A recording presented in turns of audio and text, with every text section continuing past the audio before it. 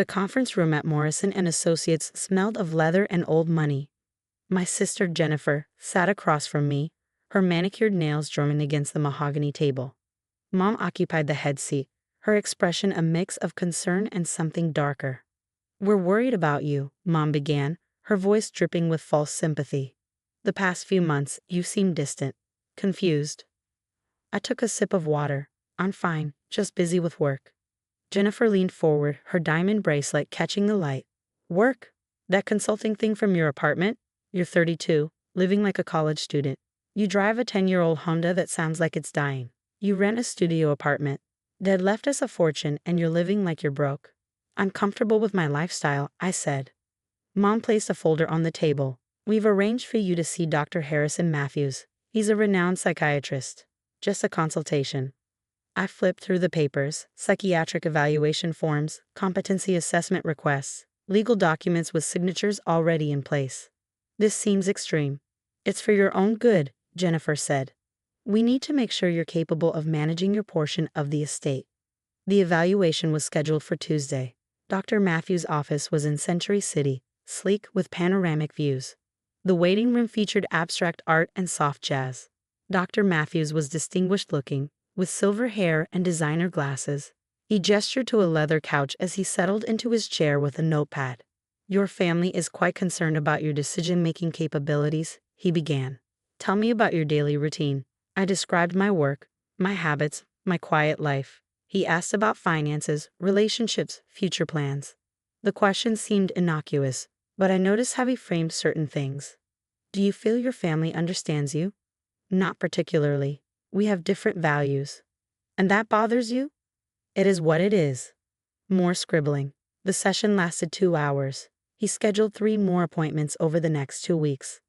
By the 4th session, his questions had shifted. "Your sister mentioned unusual financial decisions, refusing to invest in the family's real estate ventures." "I have my own investment strategy." "Which is?" "Private." He set down his pen. "Your family wants to help you make better choices." "I don't need help." That's often what people say when they need it most. 2 weeks later, Mom called. "Dr. Matthews has completed his evaluation. We need to meet with the lawyers tomorrow." The second meeting at Morrison and Associates included Jennifer, Mom, 2 attorneys I didn't recognize, and Martin Hughes, Dad's longtime estate lawyer. Martin looked uncomfortable, avoiding my eyes. Jennifer wore a burgundy Armani suit, practically glowing with confidence. One of the new attorneys, Bradford, opened his portfolio. "Based on Dr. Matthews' evaluation, we have concerns about your capacity to manage significant financial assets. We're proposing conservatorship. Your mother and sister would oversee your portion of the estate." I said nothing. Jennifer leaned back, smiling. "You'll have a monthly allowance. No stress about investments or financial planning." "How generous," I said quietly. "We're protecting you from yourself," Mom snapped. Martin finally spoke, his voice strained. "This is highly irregular. Your father's estate was very specifically structured." "Martin," Jennifer cut him off sharply. "The psychiatric evaluation gives us legal standing." I looked at Martin, really looked at him. He was sweating slightly, his jaw tight. Our eyes met. "I'd like to speak with Martin alone." Jennifer laughed. "Whatever you need to discuss can be said in front of family. I'm requesting private counsel with my father's estate attorney. That's my legal right." Bradford nodded. "She's correct." "Fine." Jennifer stood. 5 minutes. The room cleared. Martin let out a long breath. "They don't know, do they?" I asked. He shook his head. "Your father was very specific about the offshore accounts. He set them up 15 years ago. Only you, me, and the Singapore management firm are aware they exist." "How much?" $470 million. The U.S. accounts total $80 million. They think that's everything." "And the structure?" "Irrevocable trust with you as sole beneficiary and trustee. Your mother and sister have no legal access. Your father designed it this way because he told me Jennifer had your mother's ruthlessness but none of her restraint. He worried about what would happen if they controlled everything." He was right to worry. Martin pulled out his phone, scrolling through emails. "I received a message this morning from the Singapore firm. They've been monitoring the situation and want to schedule a video conference. They're prepared to provide full documentation of the trust structure and your authority." "When?" "I told them I confirmed timing, but they're ready whenever you are."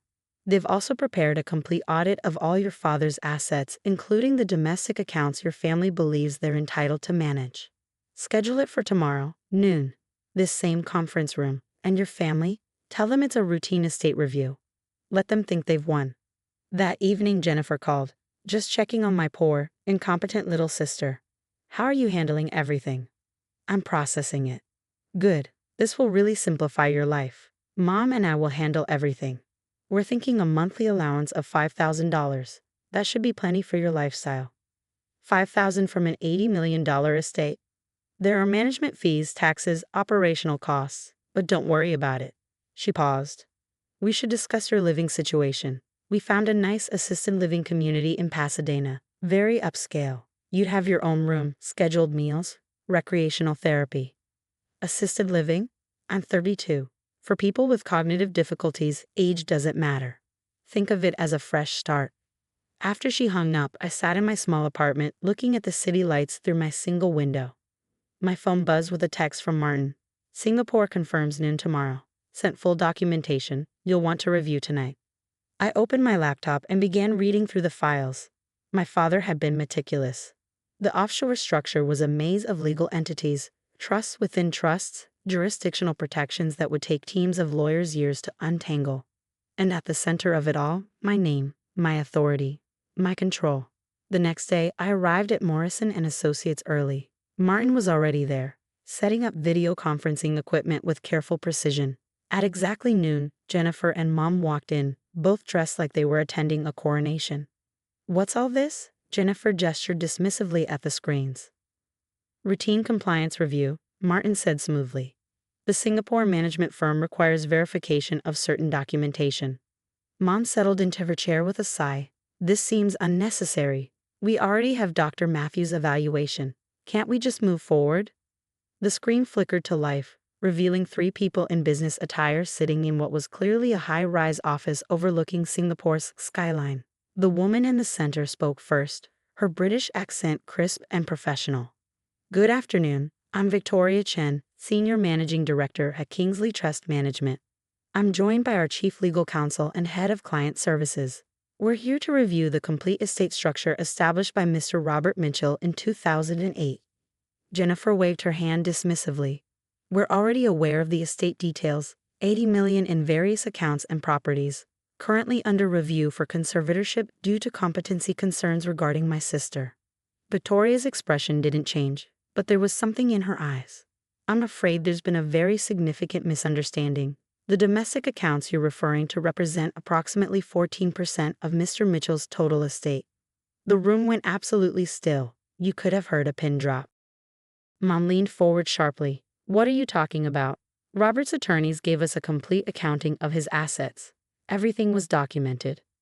You were given an accounting of his US-based assets only, Victoria said calmly. Mr. Mitchell maintained substantial holdings in offshore trust structures specifically designed for asset protection and long-term wealth preservation. These accounts were established with his daughter as sole trustee and beneficiary in 2008 when she was 17 years old. Jennifer's face went pale, all that burgundy suit confidence draining away like water. That's impossible. We would have known, he would have told us. Victoria nodded to her colleague, who began displaying documents on the screen. Account statements, trust documents, signatures and dates spanning 15 years, and legal opinions from 3 countries. The primary offshore trust, established in Singapore with secondary structures in Switzerland and the Cayman Islands, currently holds $470 million across diversified investments, including commercial real estate, blue-chip equities, and venture capital positions. Your daughter has held full control and authority over these assets since the trust's inception, though the accounts were managed discreetly during your father's lifetime per his explicit instructions. Mom's voice was barely a whisper. $470 million? Additionally, Victoria continued, her tone professional but somehow final, the domestic accounts you've been discussing fall under a secondary trust structure, where your daughter serves as primary beneficiary and holds final approval authority over all distributions. The conservatorship petition you filed has absolutely no legal standing regarding any of these assets. Jennifer finally found her voice, but it came out panicked and thin. This is fraud. She must have manipulated him. taken advantage of his illness. She. Ms. Mitchell. Victoria's tone turned to ice. Your father was examined by 3 independent psychiatrists, including one from Johns Hopkins, before establishing these structures. All confirmed his complete mental capacity. Furthermore, he left detailed video testimony and written letters explaining his reasoning, which our legal counsel has prepared to share with you if necessary. Yes, I said quietly, speaking for the first time since the conference began. Please share them. Victoria's colleague brought up a scanned document on the screen, my father's handwriting, unmistakable and steady. Victoria read aloud. To my family, if you're hearing this, it means someone has attempted to contest the trust structures I've carefully created. I want to be crystal clear. These decisions were made with complete mental clarity and with counsel from the best legal minds money can buy. Jennifer, I love you, but you have your mother's tendency to see money as power and control, rather than responsibility and stewardship. I've provided for you both generously in the domestic accounts, but the bulk of my wealth goes to the daughter who never asked for it, never demanded it, never once tried to manipulate me for financial gain, and who I trust completely to use it wisely and well. Jennifer stood abruptly, her chair scraping loudly against the polished floor. This is insane. You can't just, Mom, say something. Mom was staring at the screen, her face ashen, her carefully applied makeup suddenly garish against her pale skin. How long have you known? She asked me, her voice hollow. Dad told me when I was 25, when he officially established my full trustee authority. And you never said anything. Never even hinted. Just let us think. Her voice broke completely. Let you think what? I kept my tone calm. That you could control me?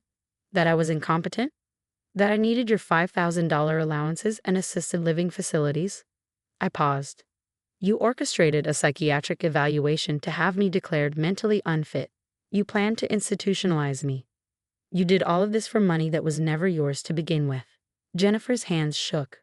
We're family. You can't cut us off. Actually, Victoria said she can. However, Mr. Mitchell did establish provisions. The domestic accounts provide annual distributions of $250,000 each, subject to the trustee's approval. Subject to her approval? Jennifer's voice cracked.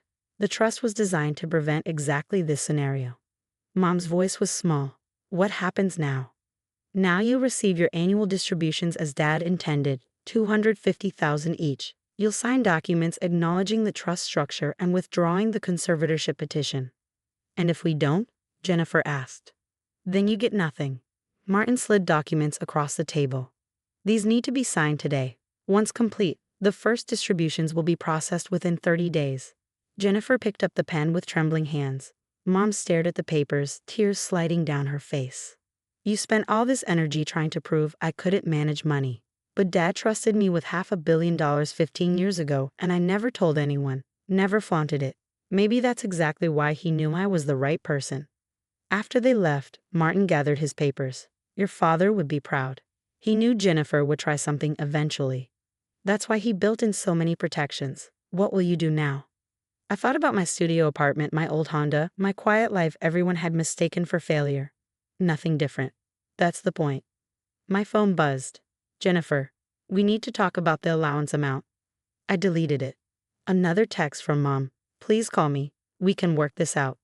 I turned off my phone and took the elevator down. My Honda started on the 3rd try. I stopped at my regular grocery store. Hey, how was your day? Marcus, the cashier, asked. Interesting. Very interesting. That evening in my studio apartment, I opened my laptop. The Singapore dashboard showed the familiar numbers. $470 million.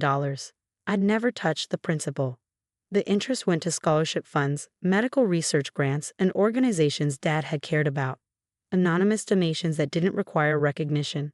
My phone powered back on, buzzing with messages. Jennifer, Mom, even cousins I barely knew. Everyone suddenly interested in family relationships. I blocked them all except Martin's number. He'd sent one message. Your father's letter had a postscript for you. I'll mail it. It arrived 3 days later. If you're reading this, it means Jennifer tried exactly what I feared. I'm sorry you had to deal with that, but I'm not sorry I trusted you.